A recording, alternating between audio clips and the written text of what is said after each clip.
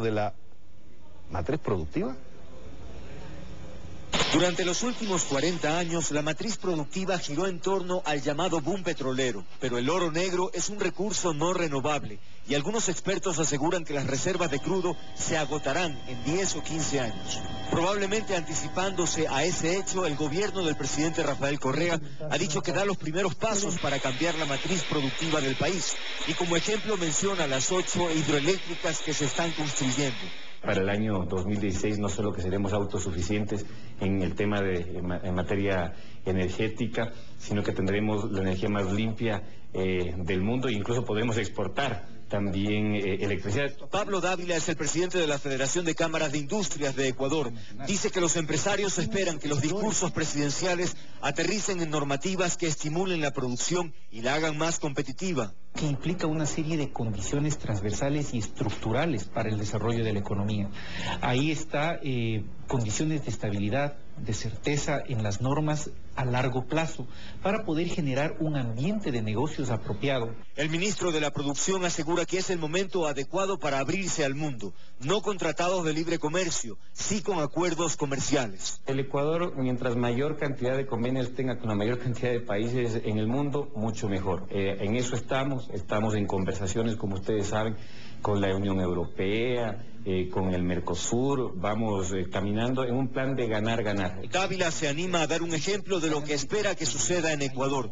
Dice que en 1995 Costa Rica era un país esencialmente productor y exportador de banano.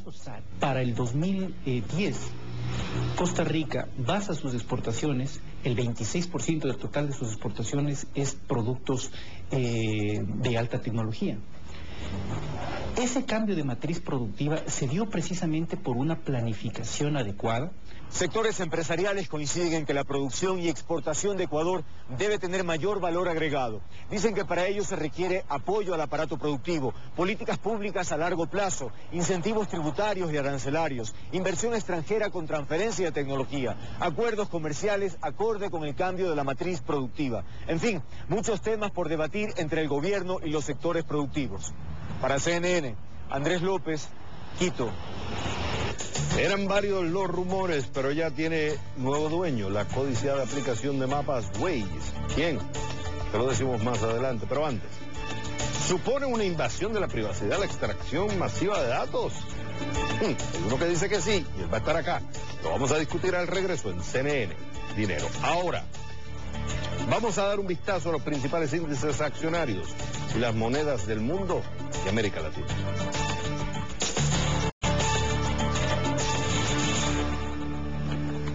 Hola, te habla Xavier Servia y esto es CNN Dinero. La pregunta de hoy es, ¿establecer un programa de extracción de datos, conocido en inglés como data mining, es invasión de la privacidad? ¿Necesita el gobierno tener órdenes de registro para hacer esto? Estas son las preguntas de nuestra entrevista de hoy. ¿Por qué? Nos enteramos de que importantes compañías de telecomunicaciones en Estados Unidos están proveyendo información de todas las llamadas telefónicas nacionales e internacionales realizadas por sus clientes en Estados Unidos. Esta práctica se remonta hace 7 años. Nos enteramos que 9 compañías líderes de Internet le proveen información electrónica a la Agencia de Seguridad Nacional y al FBI de audio, video, fotos, emails y otros documentos de sus consumidores. El gobierno dice que no es para perseguir a ninguna persona en particular sin un previo fallo de la Corte. Ellos lo que hacen es tomar vasta información de datos usando un programa de extracción de los datos para entonces encontrar patrones, tendencias, asociaciones y redes que sirve de inteligencia para futuros ataques terroristas. Vamos con Ilia Shapiro, él es abogado constitucional del Cato Institute. Ilia, es un placer tenerte en el programa. Ok, yo sé que ustedes en el Cato, tengo un documento acá, no sé si decir se oponen al data mining, pero sí dicen limitarlo. Entonces, yo quiero escuchar la razón tuya de por qué el Cato se opone, cuando en el 2009... tengo documentación acá que el gobierno, gracias al data mining, o sea, esa extracción de datos, el monitorear, ayudó a parar una conspiración que fue la de Nayibullah Sassi, que quería volar creo que el Subway en Nueva York. Y en el 2009 fue arrestado, se declaró culpable y está esperando sentencia. Entonces, si el data mining, según el gobierno, el argumento de ellos funcionó con el señor Sassi, ¿por qué entonces oponerse a un programa que ha sido importante para la seguridad nacional? Bueno, si no hubieran derechos constitucionales, si no hubieran protecciones contra abusos policiales, no hubiera ningún crimen. Tenemos unos derechos, tenemos el principio de que tenemos que estar protegidos contra el gobierno, y por eso hay que tener una discusión pública de cómo balancear los intereses de seguridad contra los intereses de libertad. Porque tú te estás refiriendo, para entender, te estás refiriendo a la cuarta enmienda de los Estados Unidos. Eso sí, pero la Corte Suprema ya dijo en el año 79 que algunos datos que nosotros ponemos en el exterior, que son públicos, no es exactamente que puede ser una violación constitucional, pero hay varias cosas que el gobierno puede hacer que capaz que la gente no quiera que el gobierno lo hace. Porque vamos por parte para que la gente afuera nos entienda. La cuarta enmienda de Estados Unidos garantiza el derecho a las personas a asegurar su persona, su casa, sus papeles y efectos contra investigaciones, lo que sería en español registro o incautación no racional. O sea, que no venga el gobierno y se meta en tu casa, tome la información sin primero existir un proceso y que haya entonces una orden de registro por parte de la Corte. El debate acá, Ilia, es que el gobierno mismo dice, nosotros lo que estamos es recolectando la información, como bien dijiste, en la decisión que se tomó en 1979, que la Corte ya lo decidió, la Corte Suprema, que es Smith versus Maryland, decidió que recolectar llamadas telefónicas, lo que me refiero a los números de teléfono, qué cantidad de llamadas se hicieron, no se considera que está quebrando la cuarta enmienda de la Constitución.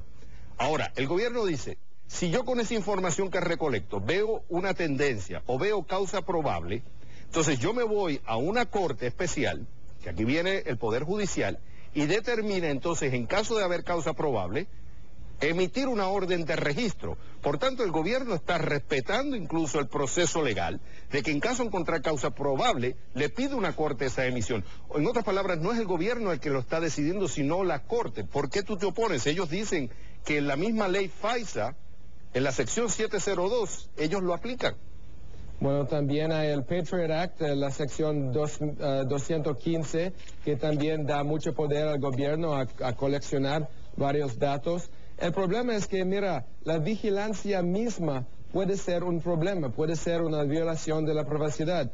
Si el gobierno te otorga tener cámaras en todos tus cuartos, pero dice que, mira, confíenos, nadie va a mirar el registro, el vídeo que está tomado, aparte de si hay alguna sospecha, algo así. Yo diría que la mayoría de la gente no le gustaría que el gobierno tendría todas esas cámaras. Así que siempre hay que balancear y tener esta discusión más pública. Bueno, en las últimas semanas y meses tenemos muchos escándalos con los abusos de poder de varias agencias del gobierno. Así que tenemos que discutir verdaderamente, aparte de la cosa de la cuarta enmienda, tenemos que discutir si es el tiempo para reformar esas leyes que están ya puestos para dar al gobierno estos poderes, aun si el gobierno no está accionando contra la ley. Ahora, Chapiro, hay dos cosas acá que debemos separar. Una cosa es la recolección de información y sacar patrones de inteligencia sobre esa recolección de datos, que estamos hablando, que se habla que son como decir, concentrar toda esa información en 37,000 librerías del Congreso. O sea, una vasta información, no necesariamente ellos están yendo a un teléfono específico de Chapiro o están yendo al teléfono específico de Xavier. Ellos lo que quieren buscar son patrones. Eso es una cosa. Y otra cosa es, que sí es preocupante, que nos enteramos ahora que ellos están teniendo acceso a email, que ellos están teniendo acceso a información que puede ser escrita, lo que pudiera ser entonces una invasión de la privacidad. Pero yo creo que lo que debemos separar en el análisis es la utilización de data mining para la recolección de información de las telecomunicaciones. Y otra es ya entonces utilizar información que nosotros nos comunicamos, que ya pudiera entrar en la privacidad. El gobierno dice que ellos están utilizando la Corte para decidir esa información, para decidir si entran a esa información. Pero lo que realmente no sabemos, cuán transparente está siendo el gobierno con esas acciones. Pero aún estos datos se llama la metadata, Sí. el registro de cuándo llamaste, a dónde, por cuánto tiempo, todo eso, puede ser una violación. Por ejemplo, yo me casé hace unos días y mi nueva mujer, para ella le importaría muchísimo si yo llamo a una exnovia por 20 minutos a medianoche. Es una cosa distinta, aún sin saber el contenido de la discusión. Así que dar al gobierno o que el gobierno utiliza el poder de registrar estos tipos de datos pueden ser más que la ciudadanía quiere dar a su gobierno. Así que es una cosa política para discutir la política en cuánto poder queremos que el gobierno tiene y cómo lo ejercice y cómo lo hace ese data mining o lo que sea, porque siempre estamos balanceando estos intereses de privacidad, aún con esta metadata, con la seguridad. Claro, por el miedo que hay, que es una cosa utilizar esa información de inteligencia para saber qué puede pasar o evitar un ataque terrorista, o que el gobierno utilice esa información para fines políticos y atacar a aquellos que son estábamos opositores. hablando las semanas pasadas de los abusos de la agencia impostaria, ¿no? No, ya han habido, claro, lo del IRS es otra cosa, pero sí ha habido casos previos que se han reportado que el gobierno ha abusado y ha utilizado información privada con fines políticos. Ilia Chapiro, abogado constitucional del Instituto Cato. Gracias por estar con nosotros. Gracias a ustedes. Había muchos interesados, pero solo uno pudo leer el mapa económico que lo llevó a adquirir a la aplicación web. No tiene que buscarlo en Google. La respuesta al volver, el CNN Dinero. Y te recordamos en nuestra pregunta Facebook, el nuevo enfrentamiento entre el sector agrícola y el gobierno de Argentina, ¿es económico o un pulso político antes de las elecciones? Vota, opina, ya están los votos. Facebook.com/CNN Dinero.